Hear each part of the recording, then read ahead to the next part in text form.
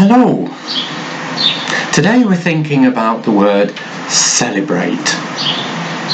I work part-time as a hospital chaplain. A while ago I was talking to one of the patients and she told me how she'd broken a hip. But she said, it's one of the best things I've ever done. Now, I never thought I'd hear anybody say those words. But she went on to tell me how through the pandemic she'd been isolating in her own home, and although someone had done her shopping each week and left it in the porch, they'd never had any meaningful conversation. A chat on the phone just wasn't the same. And she'd never been touched or touched another human being in all that time. Then she broke a hip and she was brought into hospital, and the touch of the staff, she said, was so kind and tender.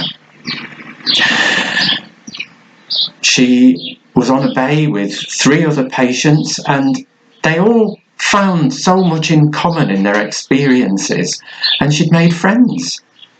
And she had 3 meals a day that she didn't even have to plan for or think about. And some of it was food she'd never had before, and the sense of adventure was just fantastic. The pain was horrible, she said, when she broke her hip. But, oh, she said, it was so worth it. It's all a matter of perspective, isn't it? What's good and glad at one time may be bad and sad at another stage of life, or vice versa. Jesus told a story about 2 sons. One of them went to his father and said he wanted his share of the inheritance now. He couldn't wait until his parents had died. And so his dad gave it him, and off he went and squandered it all in high living until it was all gone, and then he was having to feed somebody else's pigs, until he was so desperate that he'd happily eat the pig food just to stay alive. And then he came to his senses and thought, goodness, even my dad's servants live way better than this. And so he decided he would go back and say to his dad, Dad, I'm not worth calling your son anymore. I've treated you terribly, and I've wasted all that you and Mum have scrimped and saved for us. But will you take me on as one of your hired servants? And so he goes back. Meanwhile, his dad's been waiting for years, looking out for his son, knowing probably just that he's probably be in trouble. And so his dad comes running down the road as he sees him in the distance, his arms wide open, and he flings them round his son, who has started to say these words he's been rehearsing all the way. Dad, I'm not worthy to be called your son. But his dad is shouting back to the house, quick, bring the best robe and put it on him, and shoes for his feet and a ring for his finger, and kill the fatted calf, and let's have a big party and start the celebrations, for my son who was dead is alive, who was lost is found.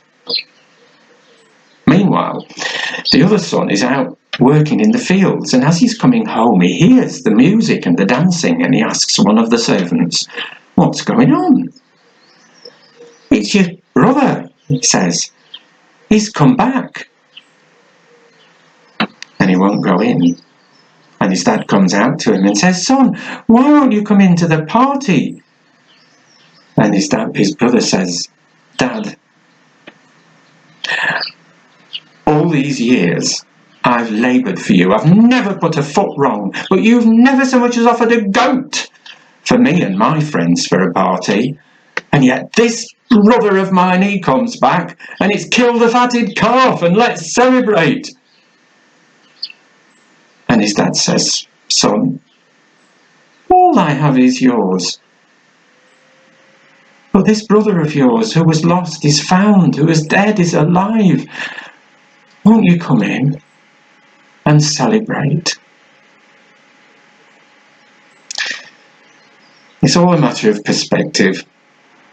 That lady who broke her hip, at one time it would have been awful. But from her perspective, it was the best thing she'd ever done. Jesus says the party, this wonderful party, is going on all around us, all the time. But will we see it, recognize it, and will we come in?